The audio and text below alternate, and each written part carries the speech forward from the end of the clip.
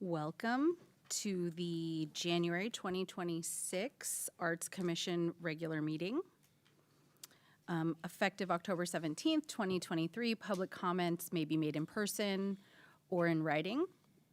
If you would like to view the meeting remotely, you may do so in one of the following ways: YouTube Live, Comcast Cable Channel 28, Rossmore Channel 26, Astound Channel 31, and AT&T UVerse Channel 99, or live stream online on the city's website. Roll call. Roll call. Commissioner Perlman. Here. Commissioner Dresser. Here. Commissioner Klauber. Here. Commissioner Tesfaye. Here. Vice Chair Magnani. Here. And Chair Baltazar. Here. And I'd also like to acknowledge you got to meet her, but Chris Farrow, our new department director, is also in the audience tonight. Welcome, Chris. Move on to public communications. This portion of the meeting is reserved for comment on items not on the agenda. Under the Brown Act, the Commission cannot act on items raised during public communications, but may respond briefly to statements made or questions posed, request clarification, or refer the item to staff. Do we have any public comment tonight? No commenters. Moving right along to the consent calendar, it's the next item on the agenda. Does any commissioner have questions on any item on the consent calendar? I think not. Great. If there's no commissioner questions or comments, do we have a motion? Or is that you? Okay. Is there any public comment?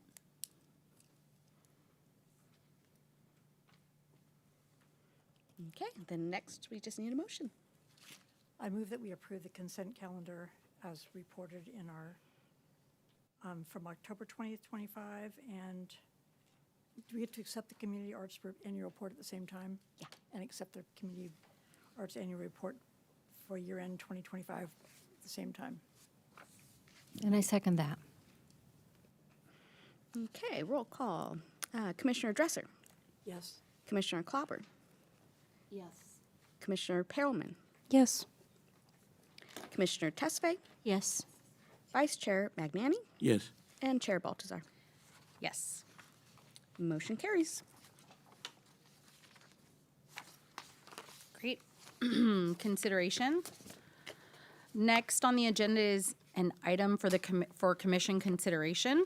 It is item 4A, consideration of the Heather Farm Park Aquatic and Community Center revised public art site locations and selection panel.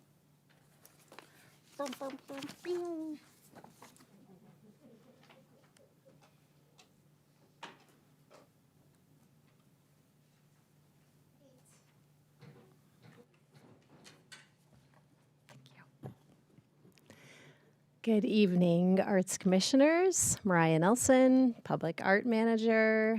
Nice to see you all. Happy New Year. As you'll recall, at our last meeting, which was October 2025, the Commission approved the reissuance of the request for proposals for public art projects for the required public art project in association with the new construction at Heather Farm Park of the new Aquatic and Community Center. Since the initial request for proposals was first published in October 2024, there have been changes that have occurred regarding viable art sites, and staff now needs approval for a modified list of viable art sites for proposals from artists. Additionally, in October 2023, an artist selection panel was formed to review and recommend artist proposals for the Heather Farm Public Art Project.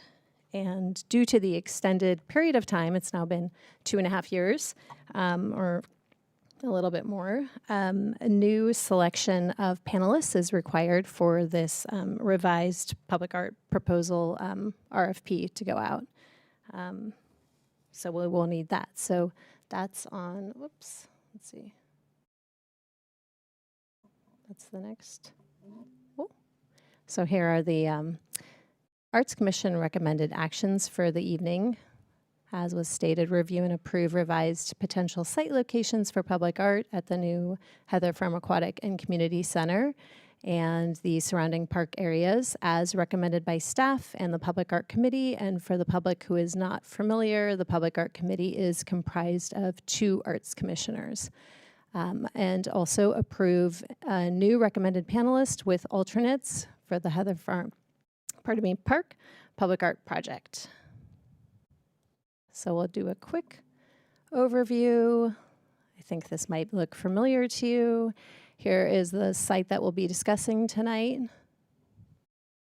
And so we've already approved one project, which you're familiar with. That is Hoda Souza's Poppy, which will be inside the new atrium of the new building.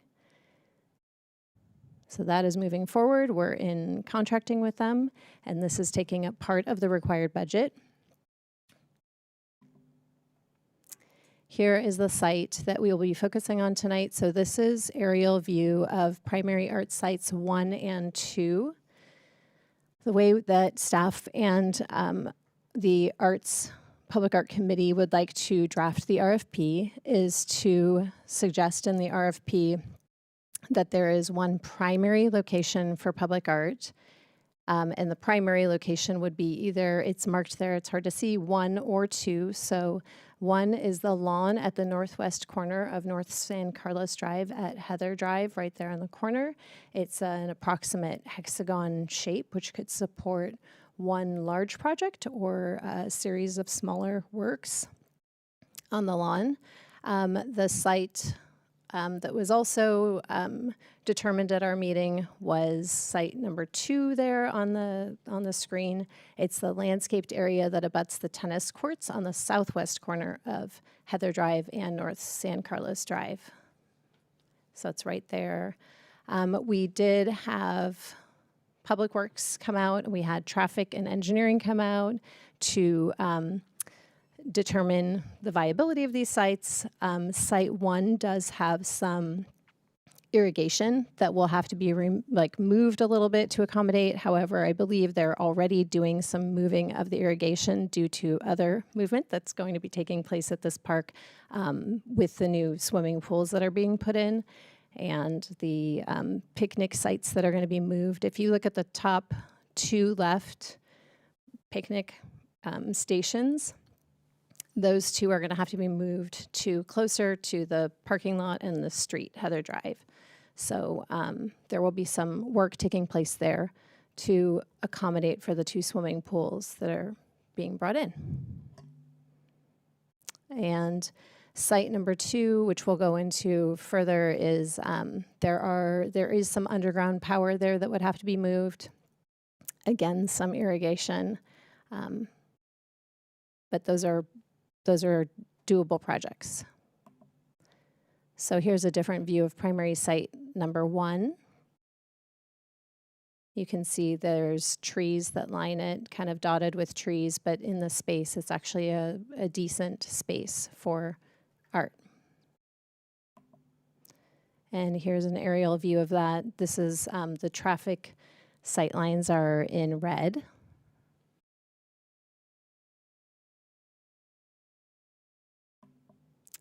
And then this is the site across the way that we just walked out to with the Public Art Committee. And this is a slightest little knoll area that's right at the back of the tennis courts.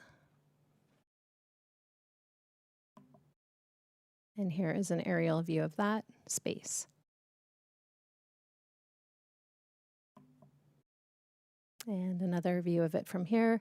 You can see the flags that came out. So these flags, the red ones indicate red is for electrical underground, and the white is for the irrigation.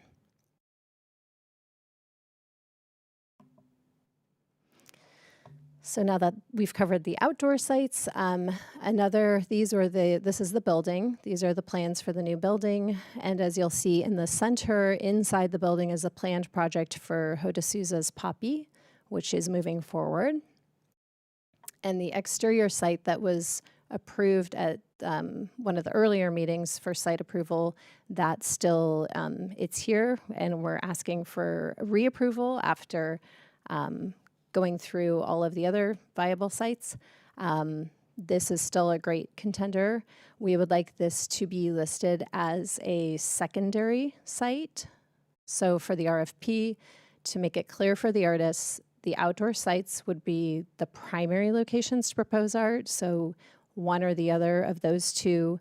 This is a secondary and optional site. And here is a rendering from the architect, and this is the wall. If you'll remember, this is the wall where it would go. It's the exterior wall to the changing rooms. It's a very long wall, which could support a great public art project.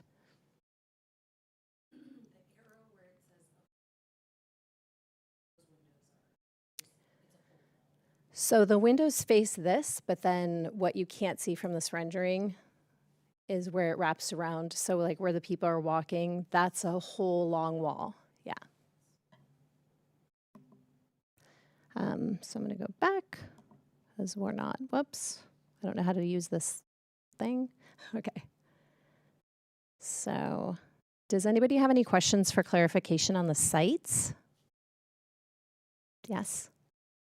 Can you talk about the red sight lines on both pieces of property, site location 2 and site location 1? So this is just site location 2. This is the one that is right up against the tennis courts. Right, can you go back where you have the red triangles drawn? Just This to one? understand what that means for sight lines. I imagine did traffic put those in? Yes, so traffic put these red sight lines in. So this is just, it'll show you where if there were art proposed there, it could not go to the very, very corner where the street sign is. Okay. And that is just so that for cars turning right. And would you go back to the other primary site location? I think it's 1. Yeah. 1. So this cuts into a little bit of the hexagon-ish area. Right. No, right, you're in the park, you're on North San Carlos, and you're heading out to Ignacio Valley Road. This is across from the tennis court. So the tennis court is in the bottom, across, and then the ball fields are to the right. And then to the left is the All Abilities Playground. So this is like if you're driving off Ignacio Valley Road, you turn left onto North San Carlos, and this is what you'll be looking at. And if you turned left onto the street, Heather Drive, that's what takes you to the tennis courts and the parking lot for the, right, and for the swimming pool and the All Abilities Playground, correct. And we have a piece of art right now, right, that was just recently renovated. Correct. Not too far from here. I Yep, just wanna make it's sure. so it's right at the intersection of where Heather Drive meets the parking lot to the swimming pool and the All Abilities Playground. So it's closer to that end. Do you know if that art piece will be staying there in the reconstruction? So in the reconstruction, yes, it won't be affected by the construction at all. It's close enough to this side, this end of the park, so there's no conflict there. Perhaps that could be a future consideration, is moving that piece to a more prominent location somewhere else in the city, which was a discussion that came up when we met with the Public Art Committee representatives. So, but yeah, it'll be staying there for the time being. So those sight lines that are marked in red, that doesn't mean like those trees are going to have to be removed in order to No, they just don't want any large-scale artwork in that area. in the triangle, I guess. Correct. Okay. So it eats into a little bit. Staff had gone out, measured, and that was what we had determined as a viable site with regards to landscaping and space and maintenance. But then when traffic went out, informed us that a little bit of that would be eaten up. It still leaves a really great size to support a public art project. So are we tonight then deciding between this space right here and the one, the diamond one right across, right next to the tennis court? Is one or the other or both? It could, well, I think that that's going to be up to the artist, but I think the way we would like to draft the RFP would be, these are the primary locations. It's one of these exterior lawn areas or the landscaped area, and we would leave that up to the artist to decide how or where they would like to propose. And then an optional secondary location would be that long exterior wall on the building. So what we are trying to avoid is having an artist propose just the long exterior wall on the building, because we have we have a budget of approximately $716,000, and we don't know what they would propose that would meet that budget requirement. So we would rather see a primary piece or multiple pieces out here. But how is an artist supposed to read that? If it were me, I'd think, well, it looks like the wall is a losing proposition, so forget about that. I mean, you call it secondary. I mean, I think that, yeah, it's hard to know what an artist would, it's like in our mind, they could do a prominent piece here that doesn't eat up the whole entire budget, and then maybe something that echoes that piece on the wall. It could be a 3D sculpture of some sort, and it really depends on the material they're using and the size But they your create their work expectation in. is that if they're going to propose something for the wall, you would also expect that they would propose something for one of the other two sites. Correct. And that will be made clear in the RFP. Correct, yeah. I think we were using the terminology when we were out there as a companion piece, that the wall would be a companion piece potentially to one of these sites. Or the artist could decide, I want to put a piece on both of these corners Right. that go with each other and not do anything with the wall. And the wall could be eventually a mural down the road with our mural funds.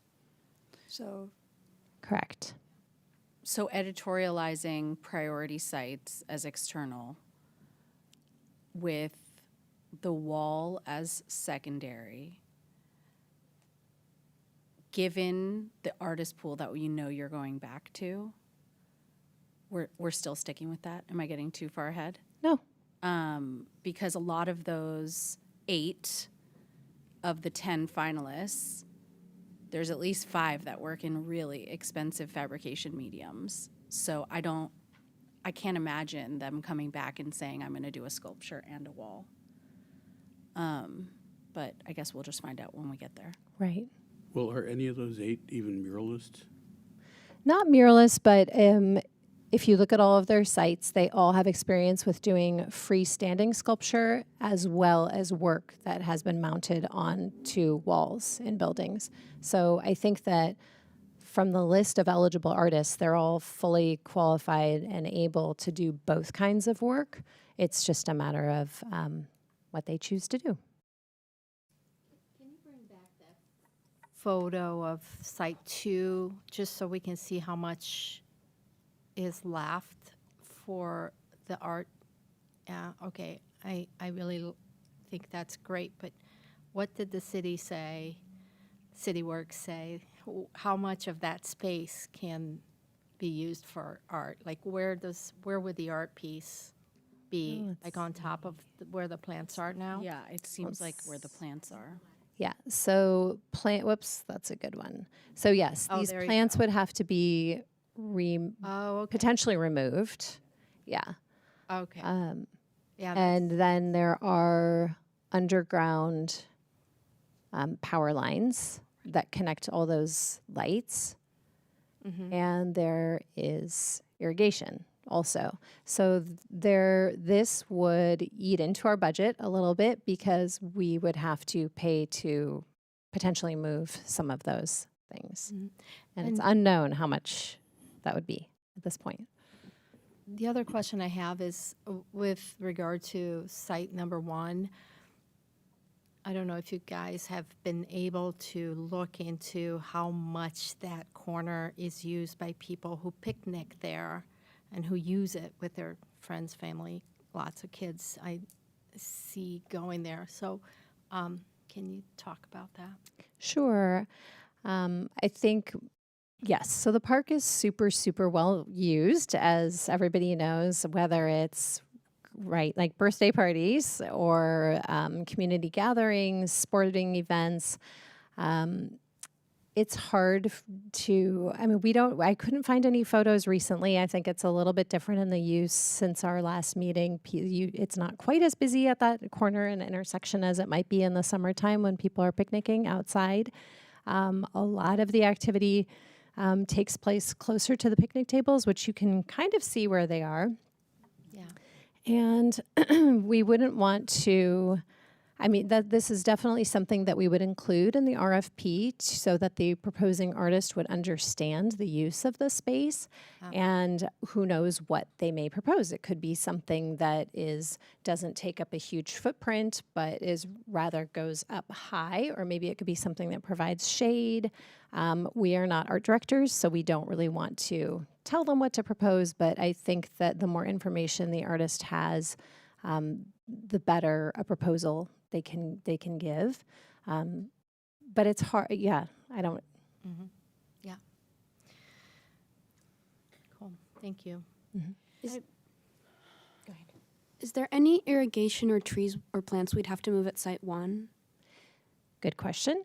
Yeah, so there is irrigation there. No plants would need to be removed, no trees. But they will be reconfiguring some of the irrigation there already, so that won't eat into our budget because it's part of a bigger project that's going to be taking place with other structures that are moving. And will those picnic tables stay, or are they up for change also? These picnic tables right here, I have not heard of them moving. I think they're going to stay. It's those larger picnic stations that have those big umbrellas. They're about 20 feet in circumference. The 2 of those will be moving They're the ones closer next to the playground. to on the other side of the playground. Mariah, so what you're saying is that Public Works and Transportation is good with what might have to happen here if art goes here. Yes. Number 1. 2, we're talking about no trees needing to be removed from this primary site location 1, but could some of these trees be pruned a little bit? We saw them with no leaves on them. And you can see how much they cover, even as part of your trapezoid here, so wherever this location is. It might, if we like the art that's going to potentially go here, can we recommend that these trees be pruned back a little bit to give this art a little bit more visibility? Yes, we have a good working relationship with our maintenance team, and we can definitely recommend that that trees be pruned. Obviously, we defer to them and their expertise, and we would want to ensure that the trees, are healthy and keep going. We wouldn't want to cut them back so far that it would risk something happening to the tree. I think it'll be equally important for the artist to know that there are these trees here and that they lose their leaves, so that whatever they're proposing can handle all the leaf litter that's going to come down. Yep, onto that's the a art. great idea. Cover the art, yeah. In this next iteration of the RFP, how are you? I really think the 3 sites is really important to these people potentially throwing their hat back in, given how much time we've already spent with them. Why are we not being more prescriptive or engaging community to tell us what these corners of the park mean to them? Because if I was an artist in those shoes, I would want to know at this point, okay, what happened? Why am I being asked to come back? Why are these the sites versus the previous sites? How does community feel about these sites? And in order to design for this area, for example, knowing that, you could see a couple different seasons of photos to see how the space is used so that people aren't plopping down rinse and repeat art that's like a part of the body of their work, but truly designing something for Walnut Creek. I know we err on the side of like open, everyone come with your huge ideas, but is it time now to start to redirect people to the things that we think our community needs? I think it's a great conversation to have, and I think that the more information we can provide in the RFP would be helpful. At this point, I don't know that we would go out to the community like we did, for example, with Nigel's mural out at Tice Valley. I think it's A little ship has sailed kind of vibes. Okay.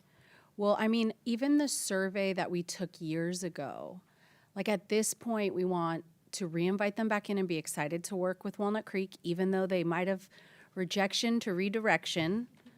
But how do we get them excited about designing work for this? I mean, I think that it's the approach, the way I would like to look at it is like this, we have one exciting project that's moving forward. And this is an opportunity to approach it as a whole new project because we have new sites, because some of those old sites are no longer viable. We have a new budget, quote unquote, from the original budget.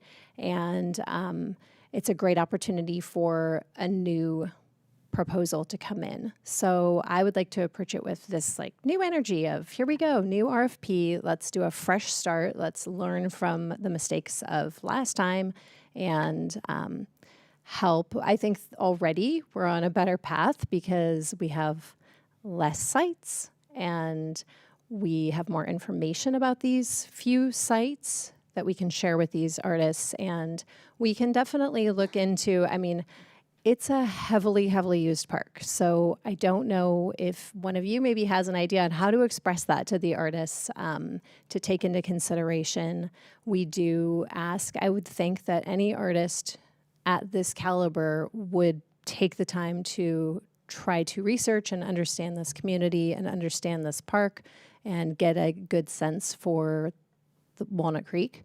And so I think these artists that we have, they're all super professional, and I would trust that they would be able to present something that would be feasible and doable. Yes, and so we go through, right now the current flow is still go back to those 8, see if they say yes or no. If we determine that there's too few that are interested, we're writing this so that it doesn't have to go through another revision. It could go out as an open call. Yes, that would be ideal. If all of the 8 eligible artists or artist teams say no thanks, then it would be, we would have to do a new call. But ideally, with these using the parameters. materials that we're designing right now, I'm sorry, what? like using this new refreshed focus. Correct. Thank you. Yes. Mariah, when would you like to get the RFP out? And piggybacking on Sarah's question, is there a minimum number of artists that say, yes, I'd be interested in applying? Will we say, great, we don't need to open it up to any other artists? Or are we saying if like only 2 artists say, I'm interested in doing this, we're only going to look at 2 artists? Where are we going to draw the line here? I think that is the line. What if we only have 1 artist, but or this commissioning body has already selected those 8? So those are the eligible 8. So I think that in order to be equitable and fair, we open up that invitation to those 8 artists or artist teams. And if we only have 1, then let's see what they give to us. And if it's great, great. And if it's not, then at that point we would have to move forward with opening up a new call. Okay, we need to go through And when would you like this to go out? This spring. So as soon as possible. Like ideally as soon as possible. Right. It seems to me the big difference between now and then is that originally we picked sites we didn't know what we might get. Now we know who's going to be applying to work on these sites. Was that part of the site selection process that you had we know these guys would be interested in sites like this, or is that just beyond? Not at all. Okay. Yes.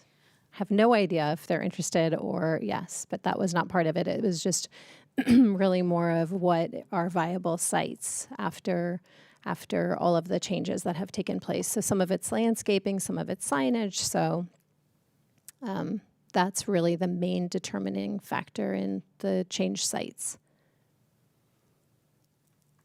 I have one more question on tangential but important. So 700K approximately. Correct. It's probably fair to say 150K in electricity and lighting and plant removal. So are you going to tell them it's actually a 500 or 600,000? Do you think you can editorialize that at all, like in terms of the nature of the number versus its actual reality?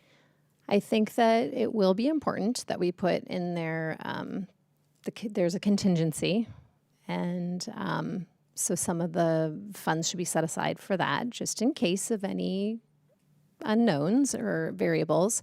If I think that it will be important for us if the commission chooses tonight to approve both of these outdoor sites to move forward as potential project locations, that I will definitely like to get an estimate ahead of time so that we are going into this with a real understanding of, is this really a viable site and how much will it cost? And I would like to give the best parameters possible to the artists so that they really know what they're getting into. So there's no, or hopefully less surprises. Thank you. Just to clarify, primary site location 2, there's really not many plants here. The plant removal would take me a half hour, but You're cheaper than the city. The power weeder. it's the power lines, which could be an issue. I want to move to primary site location 1 as I'm looking at this photo that's here. Is it possible that the artist could also say, I like this site, I'm designing art for it, but I want the grass removed from my site. I'd like to have it on, I mean, can that be in the mix also? Yes, I don't see why not. We would, and it depends on what they want. If they envision their work going on a cement, pad, that's fine. That obviously will come out of the budget.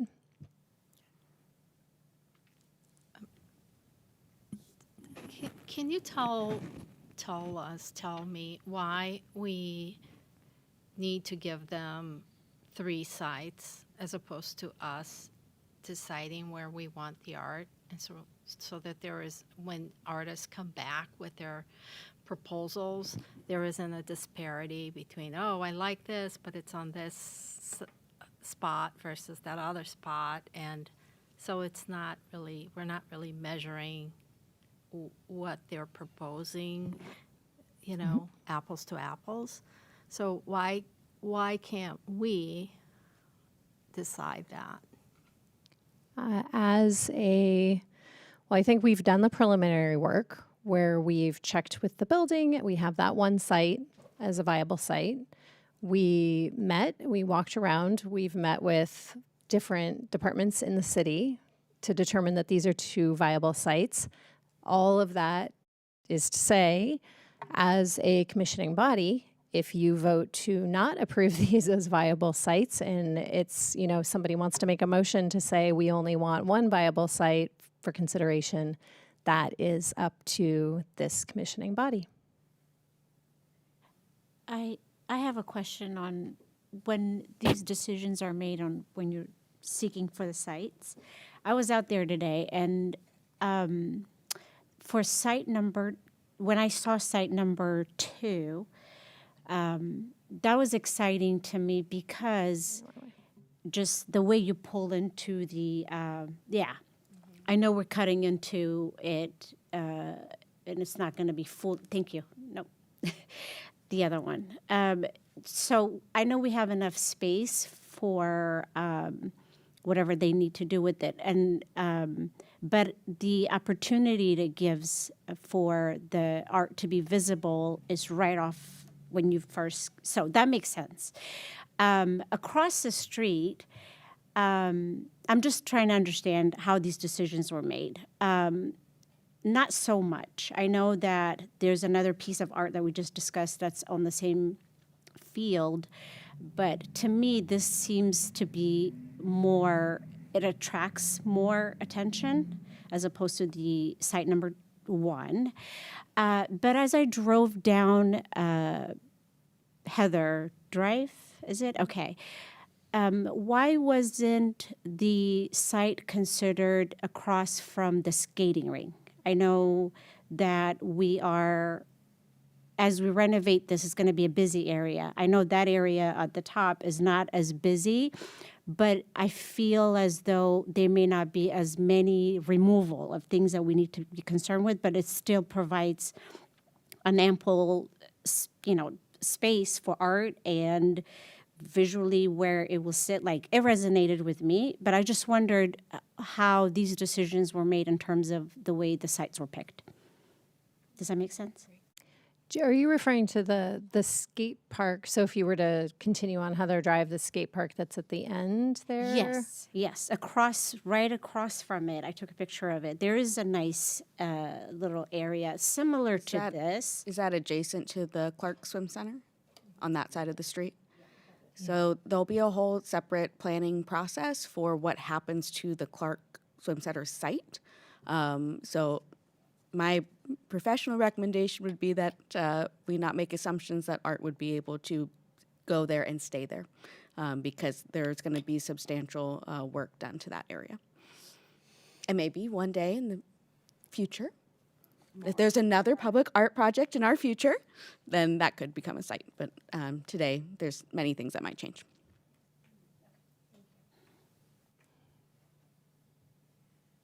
And I would add that when we went out to look at the sites, we were really just looking at primary site number 1.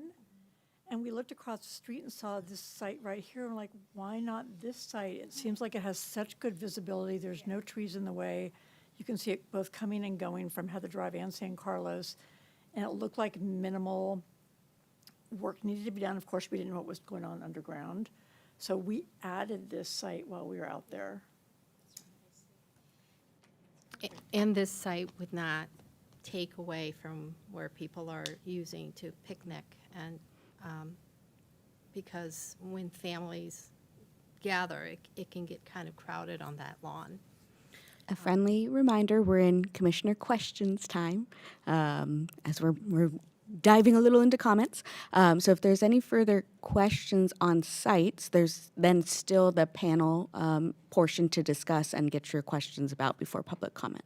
So further questions on sites. Should we advance into? I just don't think I got an answer to my question.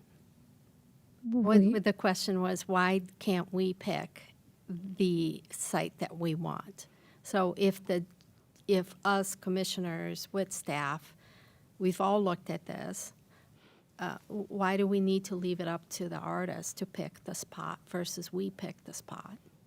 So as Mariah shared, as the body that approves the sites, it is within your authority to approve only one site, if that is your commission's vote to do that. Any other questions? Nope.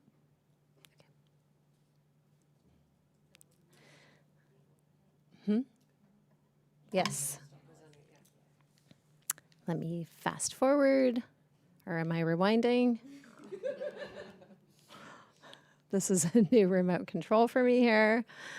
Okay, so almost there. So artist selection panel, which I believe you are all familiar with the fact that in accordance with the city's public art master plan, all municipal public art projects are required to have a panel assembled. And the panel should be comprised of 5 to 8 people. And this includes a city council member who shall be appointed, an arts commissioner who is appointed, and a community member who resides in the city of Walnut Creek, one arts professional, which would be a gallerist or an art advisor or art consultant or a curator, and then one professional artist. So professional artist being somebody who has realized a project in the public art world successfully. So the last time, let's see, at the October 2023 Arts Commission meeting, at that time, Chair Emanuel appointed Commissioner Baltazar to the artist selection panel and Commissioner Dresser as the alternate. And Commissioner Baltazar has been the Heather Farm Commissioner liaison at the time of appointment. As is customary, liaison appointments will be made at the April Arts Commission meeting. And that's at that time that the chair would appoint the commissioner to serve on the panel. So ideally, we assemble a panel and then we have the proposals coming in, and we will be able to have those panelists review the proposals and provide their feedback and comments. So again, I don't know.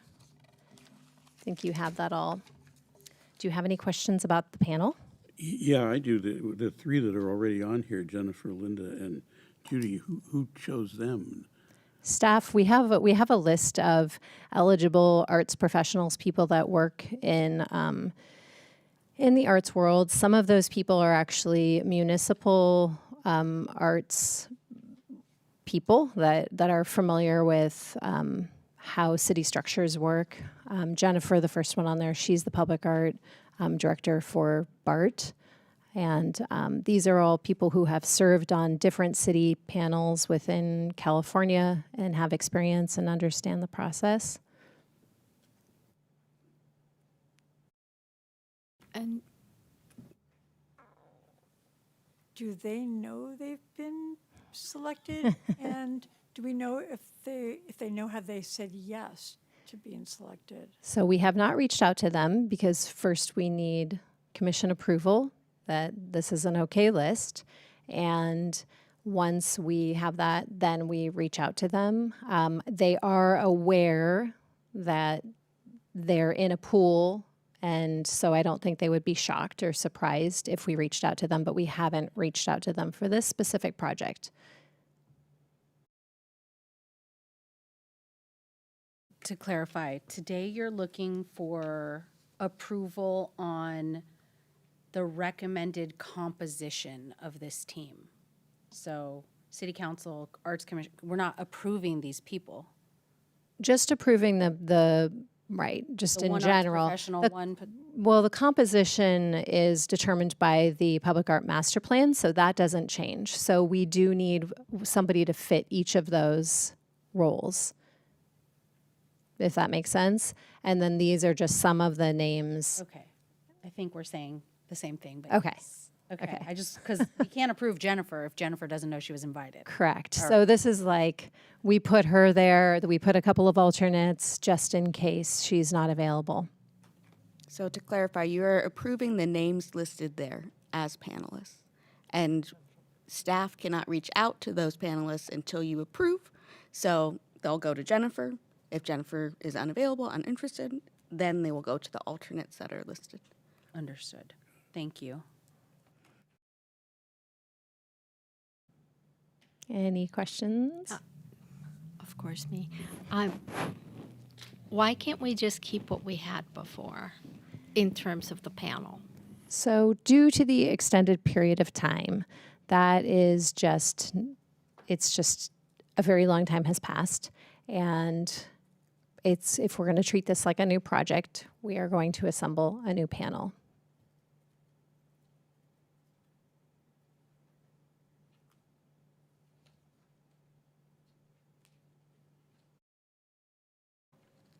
Any further questions? Okay. If you'd like to invite public comment. At this time, I'd like to invite public comment. We have someone in the, can you come up to the podium, please? They can't hear you otherwise. Are thousands watching this stream right now? And if you could state your name and city of residence. I'm Cherry Goldsmith, I've been a docent at the Bedford Gallery since 2011. So happy we put Carrie's work out in our community. But also, having been in print media and the business world, I always take into consideration financial aspects as well. I was just curious, the 716,000, is that all that money going divided among certain artists, or what does that part of the budget cover? I'm curious. We can have Mariah address that question. So that is for one, I don't know where you are. I have to speak into the microphone so I can be recorded. That is for one artist or artist team. That is the budget, not to be broken up.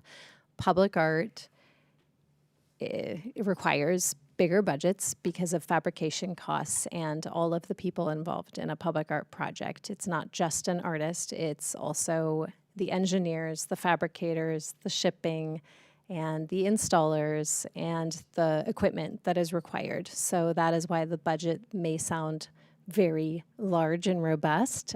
For a public art project, it's actually it's substantial, but standard and maybe even small compared to. That could be thousands. Right. Lend it to a gallery. Right. I just didn't have the knowledge of that. Yeah, yeah. So it's a big team that it takes. Because I think Walnut Creek is a great city in that it does have realtors and people who are going to participate say, hey, well, we care about art too. Thanks. Thank you. Actually, that does give rise to another question. The first time around, we split the budget and got 3 proposals. So it sounds like what you're saying here is that we're not going to split it this time. We're going to take one proposal only. Correct. Okay, that wasn't clear, so appreciate you Yeah. giving the opportunity to clarify that. Thanks.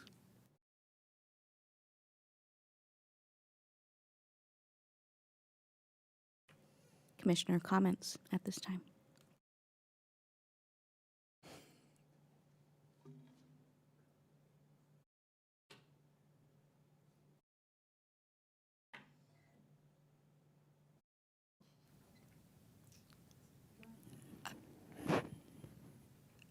I think this is very well prepared and thoughtful. And we're having to do this again, but it's better when you do it again because now we've learned. Still concerning to me is all of this is great preparation, but then what happens when the artist creates something and it's not quite what anyone here had expected or, or wanted in terms of scale or in terms of, fit for the community, et cetera. So how do we manage that, right? And Walnut Creek has some really beautiful public arts sculptures, but there's one in particular that comes to mind, which is just a mile or so down the road from there on the corner, which I don't think is our brightest sculpture. But so how do we prevent that from happening, how do we win as a community? It's a great question. Well, that is why we assemble a panel of artist professionals, and we also have community members that weigh in. This is always the challenge with municipal projects, right? Because you're using taxpayer dollars and people are more than welcome to come here and make their public comments. And we try to engage as many people as possible to make it, try to get representation and feedback and perspectives from the widest body that we can, while at the same time moving forward. The saying, too many cooks in the kitchen. This is not a private corporation. Emily and I like to joke, if this were like the Mariah and Emily show, it would be really different, right? If we were paying with our own money So we can't really compare ourselves to a private company that has their own funds and decides what they're going to put on their property. So that is just kind of one of the challenges. And also great, exciting things about municipal public art is that we kind of have to just trust that we may be making some of the people happy some of the time, and some people are not going to like it. That's the other thing with public art.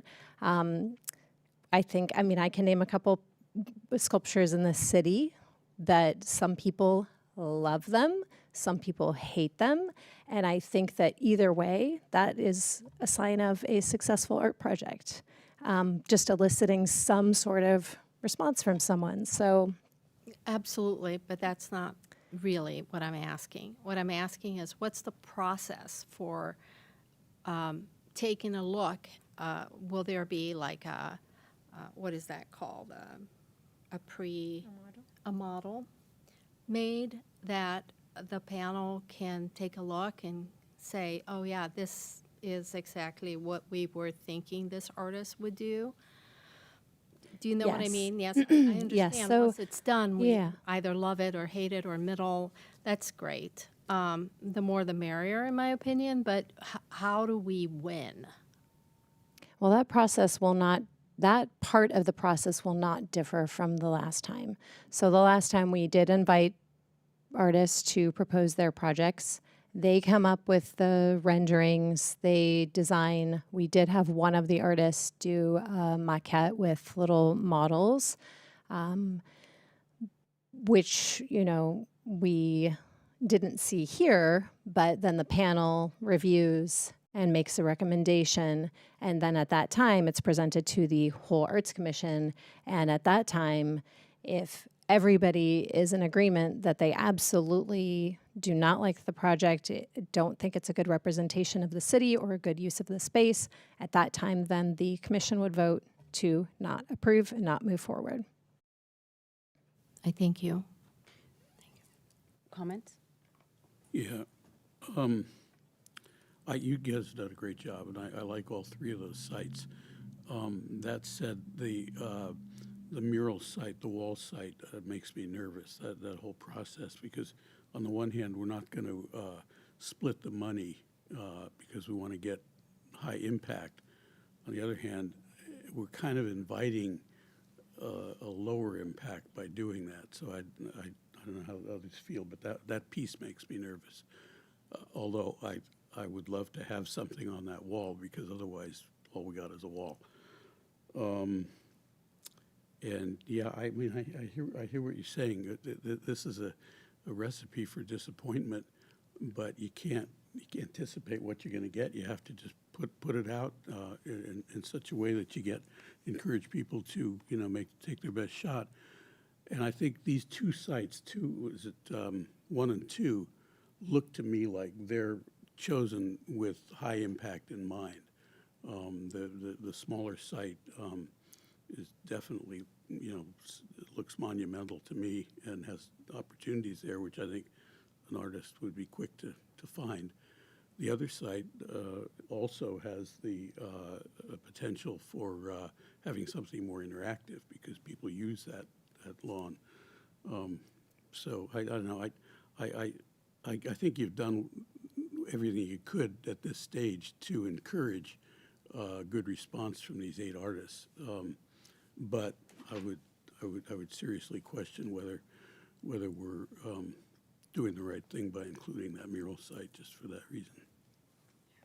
I appreciate that, and I think that, we can use the same answer for what Commissioner Klauber was asking before, that as the commission, it is up to somebody to make a motion if you would like to change that and move it from 3 to 1 site or 2, and then vote.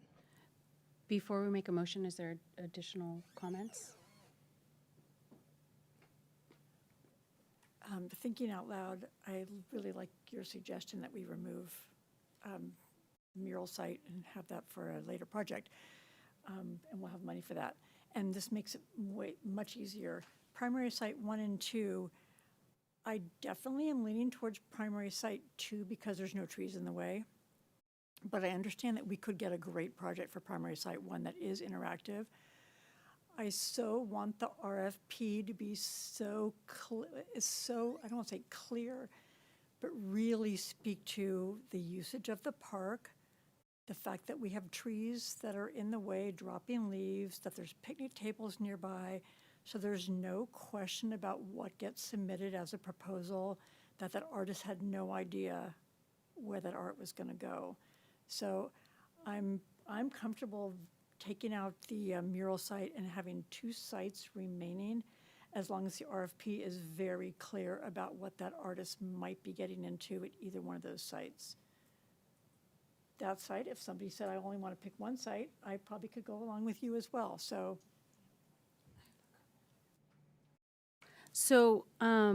Things that I'm pondering for the commission are just the constraints in which we're going to design this new RFP that has multiple layers. So it's like reach out to this artist candidate pool to determine if that candidate pool is something we can pull from. It's writing an RFP that potentially could go past that so we don't lose momentum. Let's say we have 8 artists that are extremely busy and they're not going to throw their hat in again. Can the materials we create actually move forward with an open call? So similar to Jill, I echo the statements of we should be collaborating in any way to help you all design and write that. I also just want to note the composition of the selection team similarly to the previous candidate pool and to the diversity of the final candidates. Like, in order for us to get new and refreshing things, we need to have new and refreshing voices, and that is not to say the arts professional. And just, again, who is on the list at Walnut Creek? How often are we refreshing that? How can we bring new voices into the city to build new audiences around public art? And in general, we did have a large open call response, and I wonder if in there, considering this budget is now just a portion of almost $1 million with some constraints around space and costs for planning, is there a pipeline that's in those 100 and something folks? Is there a middle section that we could start to think about building a list of emerging artists that we can go out to? And there is power and economic development in that. And I have these times where we butt up against the process. And so how do we make a process that can be more fluid? So in the future, when we have to take 3 steps back, you have a bench of folks that we didn't go through all the people that were rejected. And then I actually am more inclined to choose site 2 and keep the wall. And I keep the wall because this is a really large budget for us. It's the largest that we've seen. There are really innovative ways to wrap a wall now. It doesn't have to be a very expensive mosaic. It doesn't have to be spray paint. I mean, it can be printed and applied. And I worry, because our mural fund is at 0, that will we truly ever have more money in that fund? And so if we take the wall out, does it do us a disservice? So just trying to wrap my head around those things. let me ask a question. Do we have new mural funds as of 2026? Yes, so I just wanted to clarify on that. Our mural grant is used for this year, but we have set aside from the Public Art Fund monies for a mural. So that can be a separate project that is realized. There are funds there for after the building is built. And then hopefully we will have even more money in the Public Art Fund so that as a commission, we can get approval to set aside additional funds for a mural. Does that answer your question? So Approximately number, because now we're in large public space, big wall, Right. You guys have commissioned things. Nigel Sussman, you have an idea of what things cost to get certain kinds and calibers of artists versus like what we're doing with the mural grant. That is much more of an emerging artist situation. correct. I'd be curious to know that budget before I took that wall out. So the mural fund, we did set aside funds, but when we did for this particular building, we were also thinking about one of the inside walls for a mural. So it's not a huge budget for that interior wall. But that is a conversation that we can have regarding the public art funds to do another exterior project, if that's the direction that the commission would like to go in. I also would like to clarify that, correct, it could be a mural on that wall, or it could be a 2D sculpture on that wall. So it doesn't necessarily have to be paint, and it doesn't necessarily have to take up the entire wall. So there are definitely options for that wall.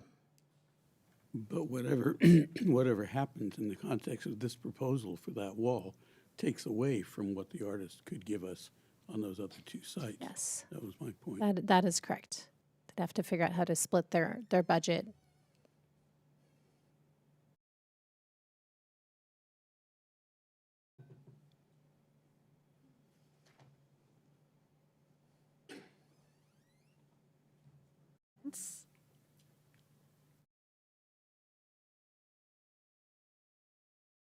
Thank you.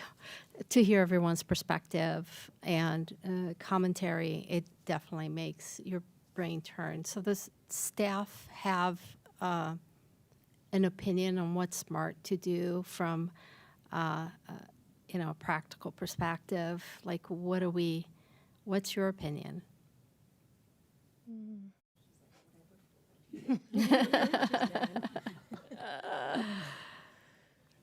This is a tricky one because I think they're all three of the viable locations that we have discussed. I think that they all three would make for great sites. And I can envision personally, like you had said, the bigger lawn area lends itself to maybe some more interactive art. So is that something, could it be shaded? Could it be something people are climbing on? And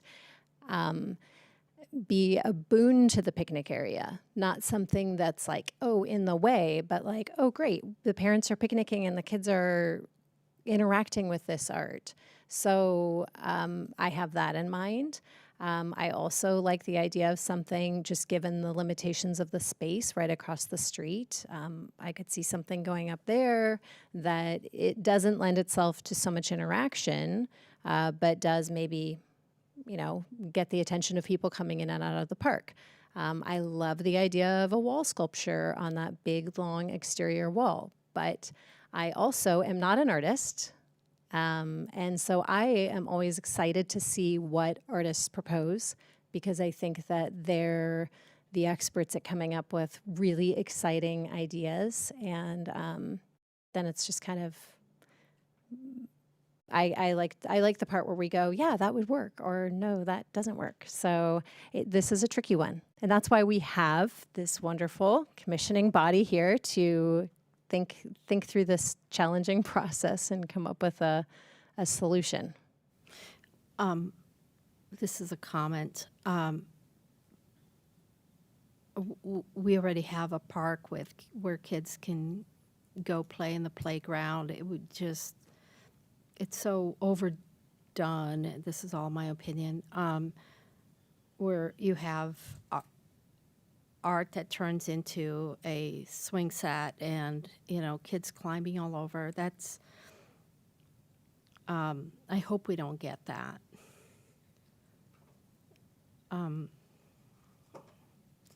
So that's it. And I agree with you. We have so much, there's such a huge playground. We don't need to have another play area at the end of the park.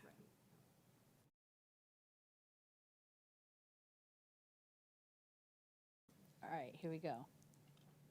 I'm going to try it. I'm going to try it. I'm going to try if we could do this. I'm going to move that we approve Site 2 in the wall and the recommended artist selection panelists. That's it. Just Site 2. so in front of the tennis courts and the wall in the building, and X out the third space on the park grass. And while we're at it, approve the recommended artist selection panelists. You can second that. I second that as well.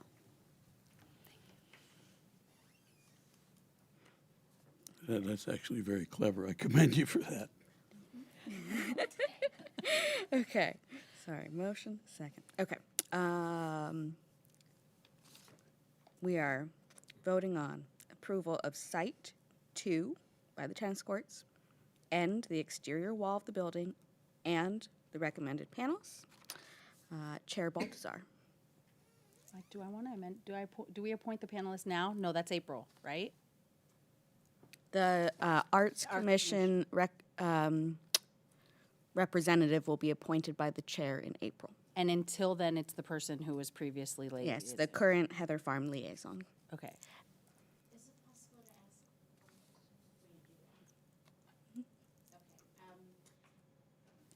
So is the tennis court, would it remain there after the renovation? Is that a solid thing so that once this art is up, we don't have to worry about a renovation happening behind it or anything like that? Is everything as we see it today?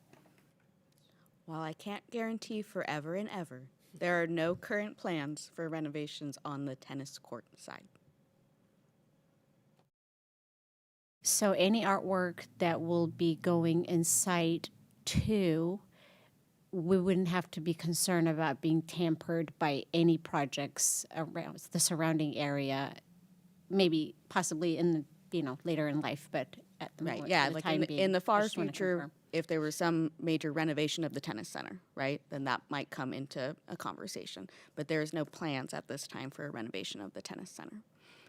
Versus the Clark Swim Center side, where we know there is a master planning process that will go. Okay, so we have a motion and a second. Chair Baltazar, Yes. Commissioner Dresser, Yes. Commissioner Perelman, Yes. Commissioner Klauber, Yes. Commissioner Tesfaye, Yes. and Vice Chair Magnani. Yes. Motion carries. All right, thank you. Okay, next on the agenda, reports on projects. Hello. Here I am. That's okay. This will be short and sweet.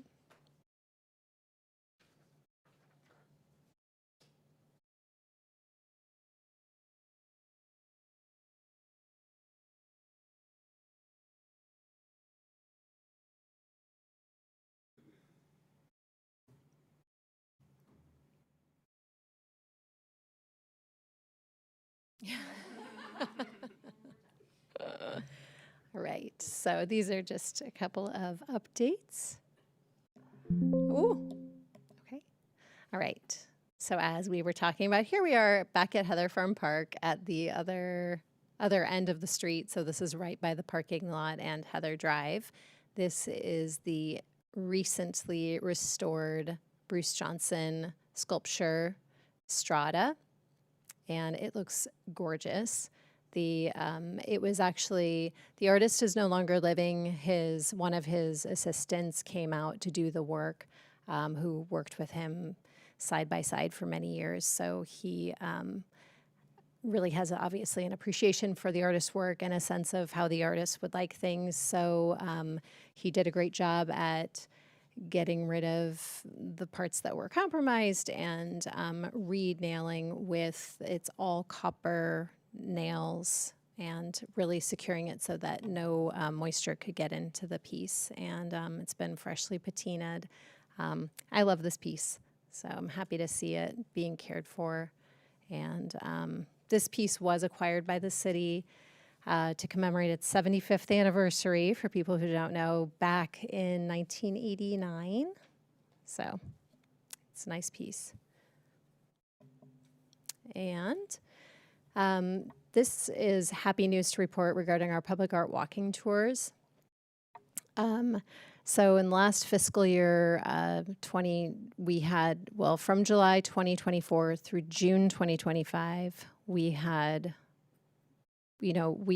determined that we would probably net $600 for our public art walking tours. And it's gone up, and you can see that here we are not even completing this fiscal year 2026, and we've already exceeded last year's fiscal year in earnings for public art walking tours, and we really have to thank our marketing team. They've really been making big efforts to get the word out. They've tried different strategies. We're kind of trying to target different groups. This was from a dog public art walking tour where people were welcome to bring their dogs. It happened to be raining on that day, but this is one cute dog that joined the public art walking tour, so we thought we would share this photo. And so that's great news. I'm just happy to report that people are out and about and discovering it. I've gone on a few, and it's really nice to like wear my baseball cap and be incognito. Our docents do a wonderful job at doing the tours, and it's just really fun to see the people that come out for the tours. So it's just such a great asset to this community that we offer this program. So that is it for me. Any questions on these things? That's great. I thought when you put that slide up that you were going to tell us that piece was going to be fixed. Oh, I wish I could be telling you that piece were fixed. That is an ongoing challenge. So that's the challenge when we have privately owned public art. I think that the city, we do a great job if maintaining our own collection. Getting other people to maintain their collection is a different beast. Yeah. But I will keep you posted. Thanks. At this time, I invite staff to provide presentations.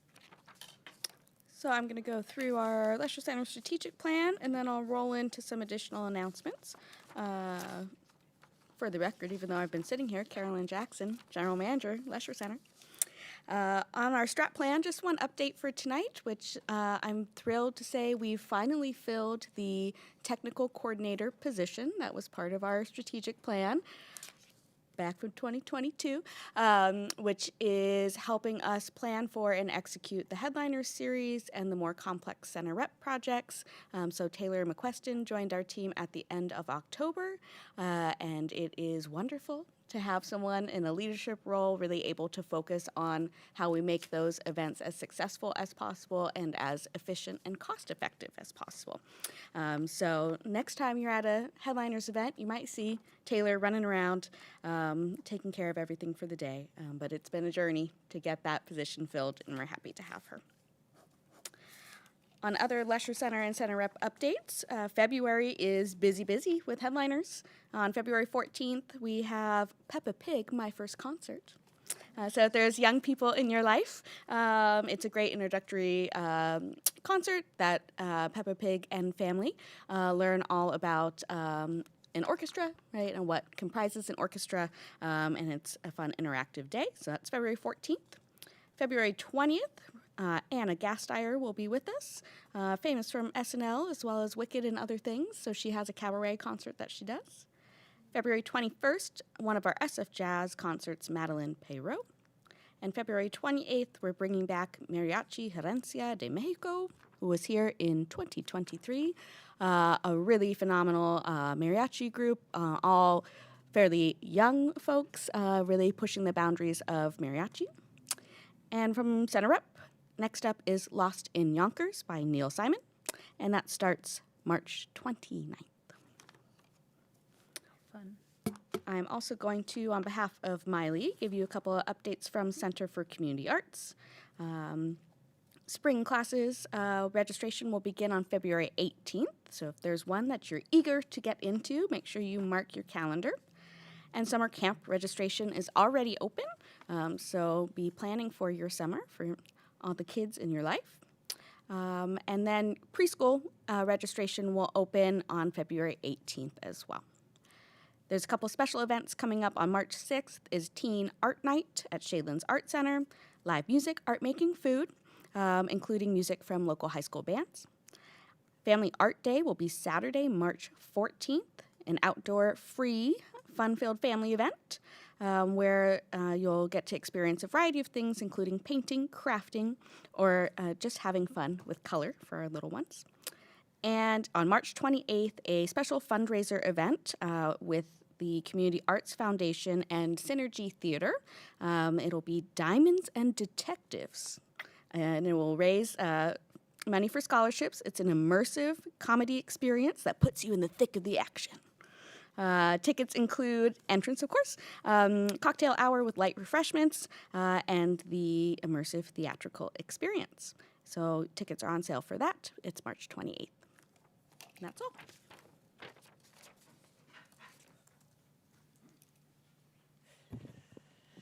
Good evening, Commissioners. Emily Enders, Bedford Gallery Curator. So actually, I think everyone was at the opening, which I very, very much appreciate. So we opened Viola Fry Foundations earlier this year in January. It's probably our biggest, well, since I've been curator, biggest curatorial endeavor to date. We worked on it for many, many months, just like everything else. But there was lots of research involved, and we were very grateful to have the support of the Artist Legacy Foundation.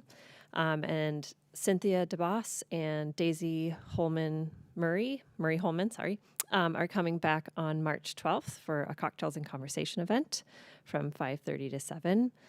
So if you want to learn a little bit more about the Artist Legacy Foundation and also Viola, please come to that as well. We're having an industry night on February 20th. We are going to put Viola on the road. So this is a very, very big undertaking for us. Shipping ceramics is terrifying, but we're going to crate them and pack them very well, and it's going to be great. And so we are having this industry night on the 20th. I see your face, Jill. It's going to be okay. We're having this industry night on the 20th to invite people who would potentially be interested in hosting Viola's show, and also collectors of Viola to kind of come together and have a really wonderful night together to celebrate all things Viola Fry. And then we are closing Viola in early April, and then we'll open in late April with Inocencio Jimenez Chino.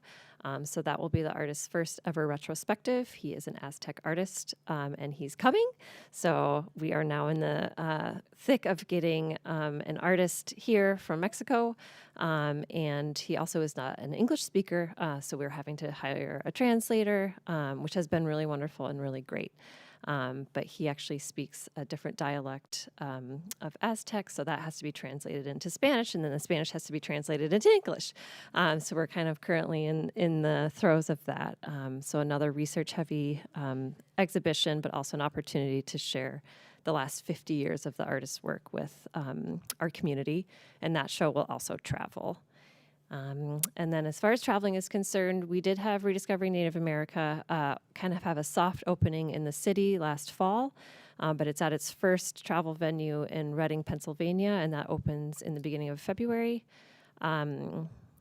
Reclaimed is open in Carlsbad, New Mexico. Let's see. Personal Political just opened. We had basically all of our traveling shows opened within the last 2 months again, so pretty busy travel season as well. Any questions?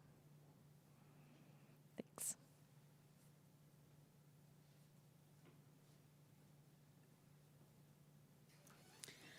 Great. Are we at 7? Okay. Commissioner announcement and brief reports on activities. And maybe we can save Yasmini for the end. Okay, let's go there first. I got a couple of things. I've been working with this organization called Living New Deal that's does New Deal stuff.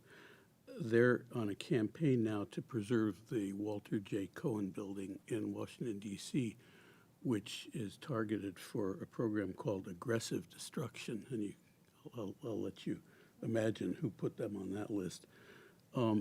This building is so rich in 1940s era murals that it's been called the Sistine Chapel of the New Deal. They're everywhere. They're huge. Public can't see them. The building's been closed for years, but the movement is to, A, preserve the building, and B, reopen it to the public. A lot of people are talking about this would be a good place for an actual New Deal museum. It's right off the Capitol Mall. But anyway, it's a long slog because the administration is determined to tear it down.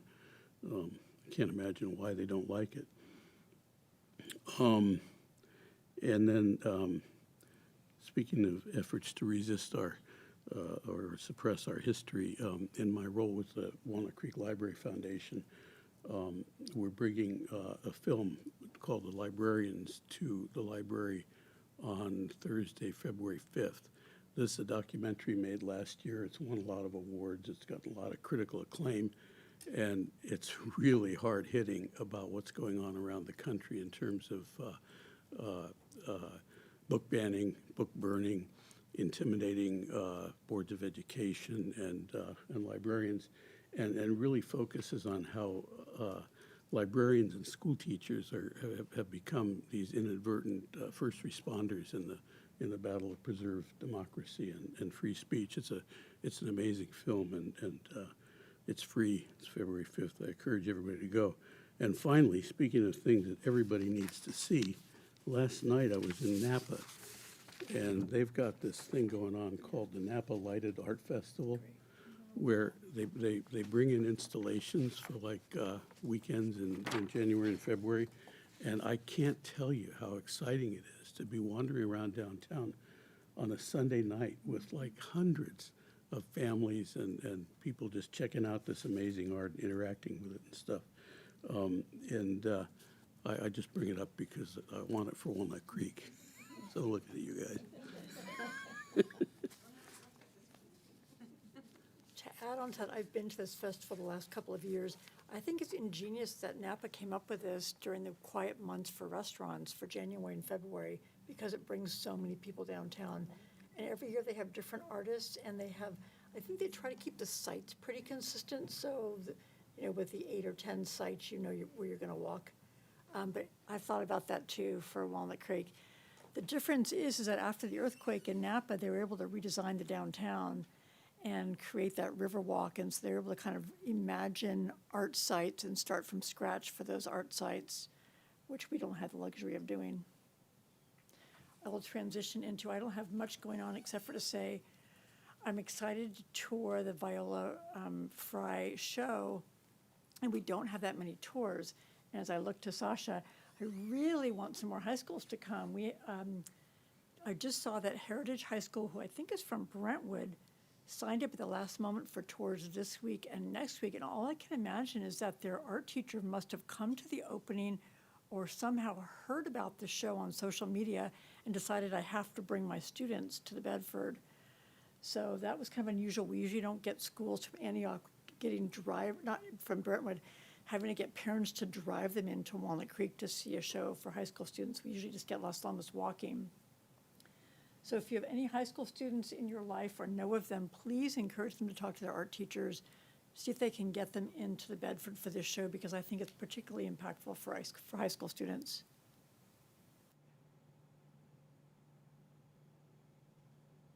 I can email the art teachers at Northgate. I'll try to convince them to come. But also, I don't have that much going on. Northgate Drama Honors has a show called The Winter One Acts this week, Wednesday, Thursday, Friday. If any of our 1,000 viewers want to come to that. It's going to be really cool. I'm in that. Come there.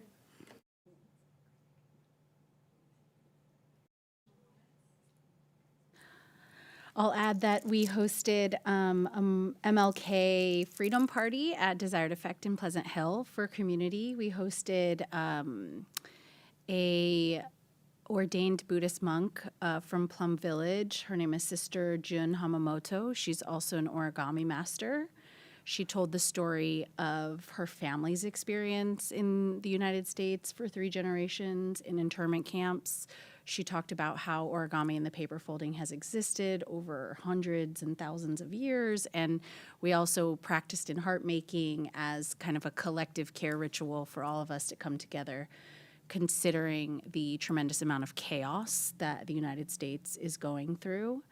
I think also just naming the Twin Cities right now in Minnesota, we've got like lots of controversial things, but humanity at risk and people's lives being taken.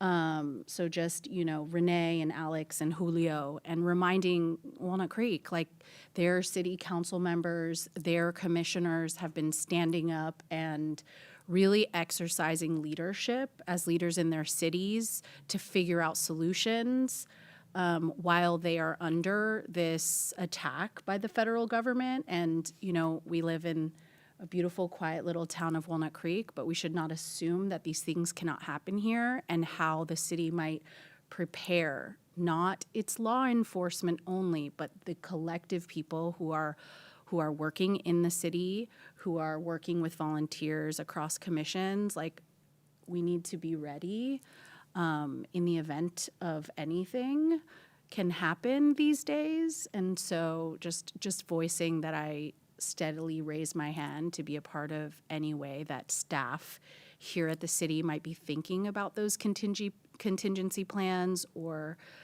preparing what does an emergency look like when it's in this context. So this evening is our last evening with Yasmini. We want to thank you for your many years of service, and I hope you feel proud of the many projects that you've had a hand in, including Heather Farm. So we are going to give you time to say some words, and if any other commissioners want to add, then we have a little gift for you as well, but we'll give you time to speak.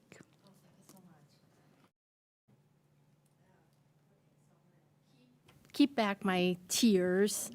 Been quite teary lately. So where is my, here, Kleenex. So I'll read this, try to make it brief. And then at the end, I'll ask for a moment of silence, maybe just a minute. So after 8 years of service, my appointment to the Walnut Creek Arts Commission comes to a close. It has been a deeply meaningful experience, and I am truly grateful for the opportunity to have contributed, and just as importantly, to have learned. When I first joined, eager to understand how public art moves from concept to reality in a municipality with a wealthy and educated demographic, I gravitated toward what I like. I immersed in myself in research studying successful mural programs in other cities, and I'm proud to have been part of bringing Walnut Creek's own mural arts program to life. The public-private partnership model is off to a strong start, though it still needs more marketing and publicity, TLC, to reach its full potential, as I've been harping on that before. And I hope that continues for sure. And that said, it took me some time to fully grasp the unique structure of our commission, the specific questions we're empowered to ask, the subcommittees that are in place, and the special panels convened for special projects. And I admired how this highly structured process that is complex, but somehow it was made less chaotic through the professionalism of the people involved. And I have been consistently inspired by the dedication of city staff. Watching you guys and the folks who are no longer here put the pieces together, often with limited resources, is really a masterclass in public service. When art happens in our community, it activates the energy that brings people joy. It's profoundly and rewarding to be part of those winning moments.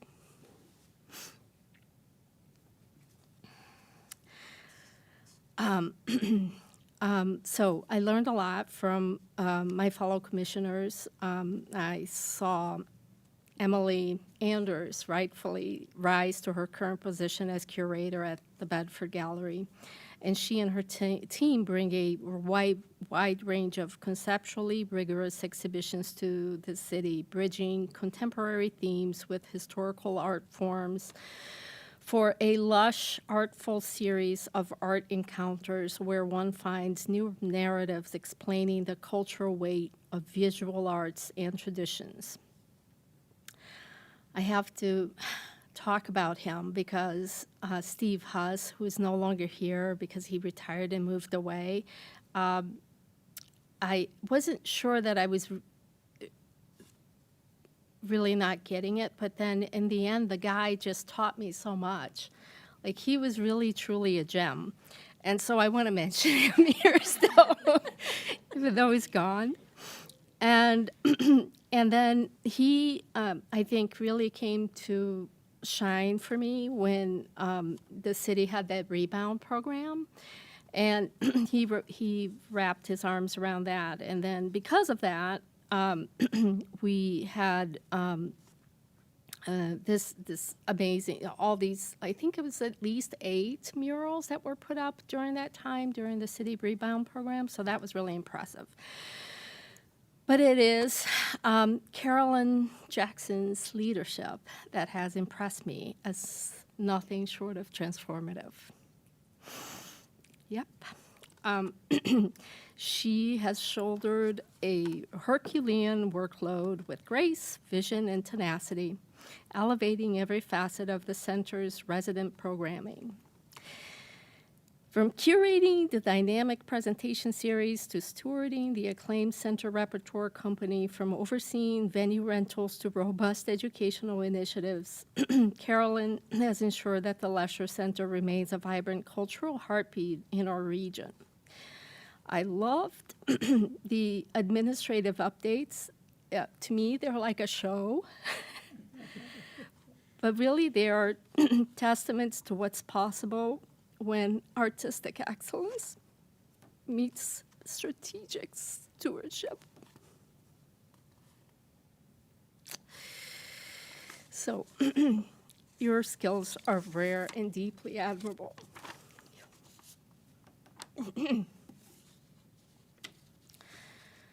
This is not a day to forget my water at home, really. Any of that? Yes, that would be great.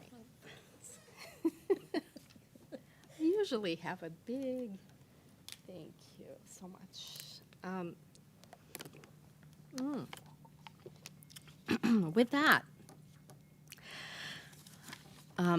you know how I am. I feel there are 2 important items that I think are key to our collective growth as a community that is diverse and believes in human rights to celebrate their life, no matter their heritage, their gender, nationality, or religion.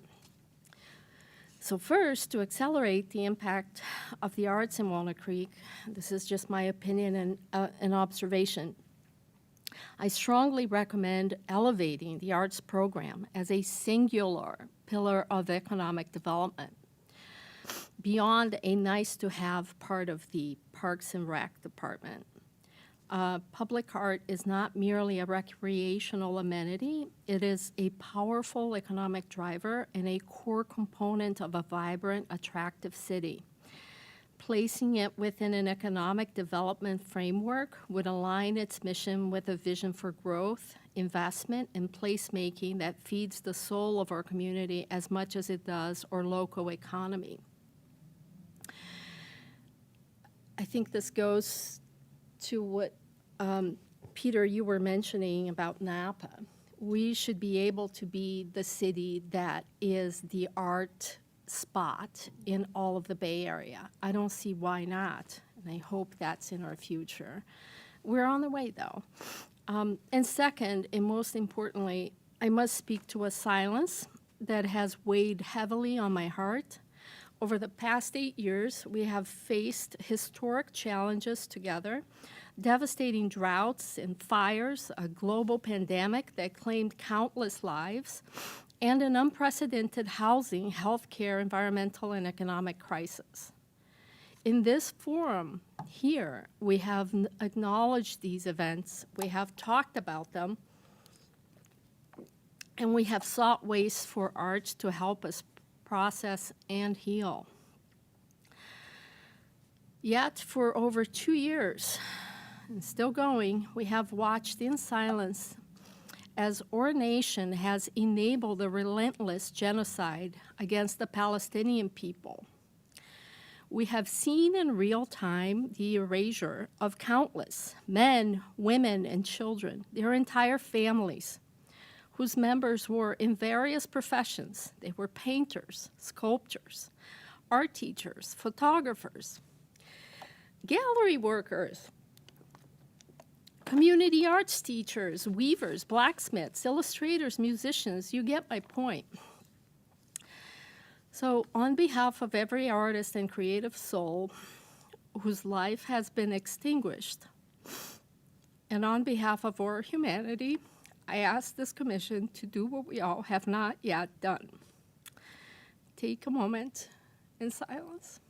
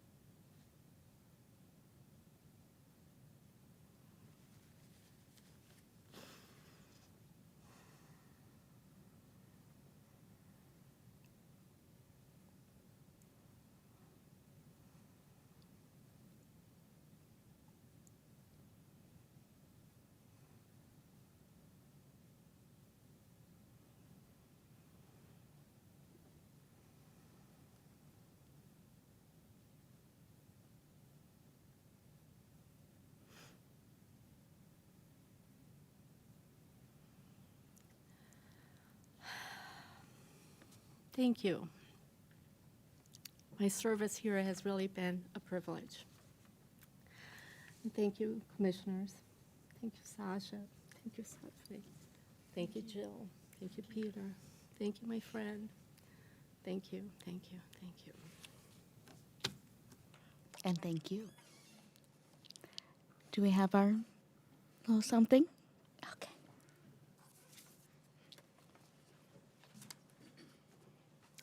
Only in Walnut Creek.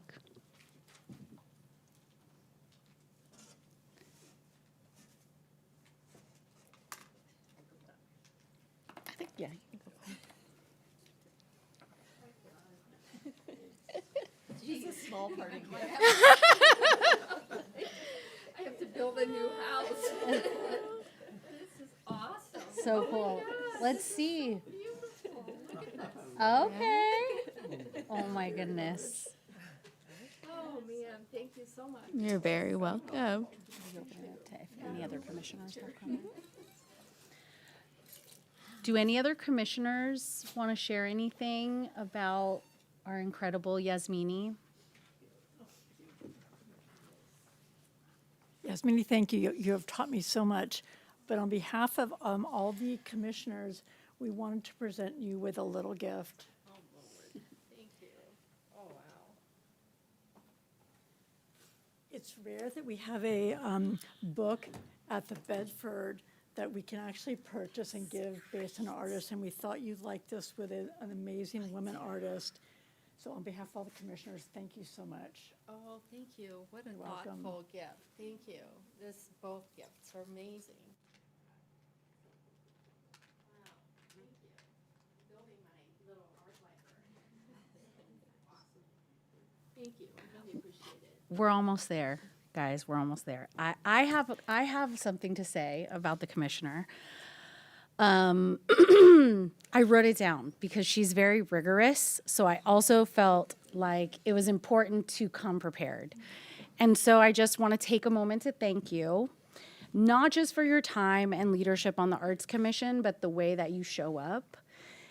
and such care and integrity and depth. And I keep returning to the idea that we are profoundly shaped by the world around us, by forces that are seen and unseen, our histories, our communities, our environments, the intimate networks that raise us and sustain us.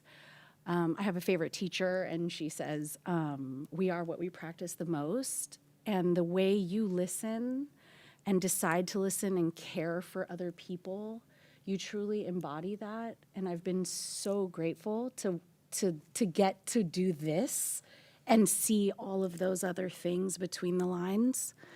And I just want to reiterate, like, that moment of silence was really powerful. Thank you for bringing that to the commission. I do know that the art of healing is a lifelong process. Reestablishing safety when we're in an unsafe time, reclaiming agency, finding purpose beyond trauma as it's being inflicted upon us. It just seems extremely relevant right now to show up for this work, and you've done it for 8 years as a volunteer to the Arts Commission, as a vehicle to share your skills and your brain power, your rigor, your curiosity and questioning, and the responsibility that we carry as stewards of culture and community in this work. And every movement towards liberation has depended on traditions of care and collective well-being. And so I see that in what you do, from the Arts Commission to entrepreneurial Ruba and providing, a supplement that's beautifully designed for women. The way you lead as a part of that longer lineage of what is, to me, healing justice for you, for your people, for Palestine, for Brazil and the United States.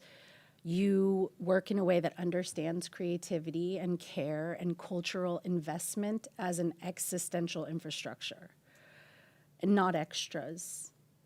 And I'm just deeply grateful that I got to meet you on this Arts Commission and have a lifelong friend that will no longer be involved in the Brown Act.